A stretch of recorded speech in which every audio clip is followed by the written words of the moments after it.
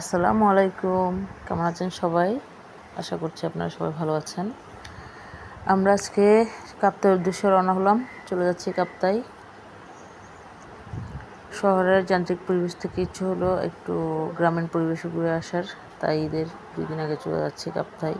এখন এখানে 2টা উদ্দেশ্য নিয়ে আসা, আমাদের কোরবানির পশু দেখা আর আমরা এখানে একটু ঘোরাঘুরি করব। বাচ্চারা কোরবানির পশু দেখার জন্য কান্নাকাটি করতেছে হাটে যাওয়ার জন্য, যেহেতু শহরের হাটগুলোতে মেয়েরা বাচ্চারা যাওয়া খুব একটা নিরাপদ না বলতে, গরু ও ছাগল বেশি উঠে ওখানে, বাচ্চাদেরকে নিয়ে হাঁটাও খুব একটা সম্ভব না। এই জন্য আমার হাজব্যান্ড বললো চলো কাপ্তাইয়ের দিকে চলে যাই। যখন আমরা পট হাউসে দুপুরে লাঞ্চটা করবো, এরপর আমরা একটু নেপি ক্যাম্পে ঘোরাঘুরি করে আশেপাশে কী উঠছে ওগুলো একটু দেখে চলে আসবো। যেই কথা সেই কাজ, তাই আমরা চলে আসলাম কাপ্তাই।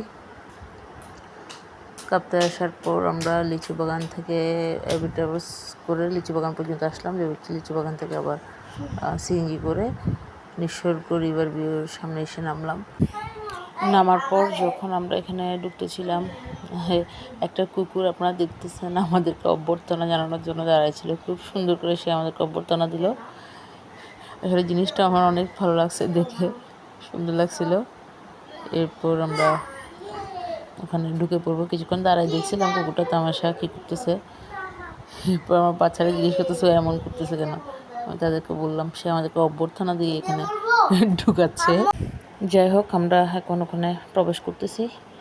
ওখানে দুপুরের খাবারটা সেরে আমরা একটু ঘোরাঘুরি করে নেভি ক্যাম্পের দিকে যাব। এরপর কয়েকটা পশুর হাট দেখে আমরা বাসায় চলে আসবো। যেহেতু কোরবানির ঈদ, আমাদের অনেক কাজ, ঘোরাঘুরি বেশি করা যাবে না। অল্প কিছুক্ষণ ঘোরাঘুরি করে কয়েকটা বাচ্চাদেরকে হাটের পশুগুলা দেখিয়ে তারপর আবার বাসার উদ্দেশ্যে রওনা দিই। আসসালামু আলাইকুম।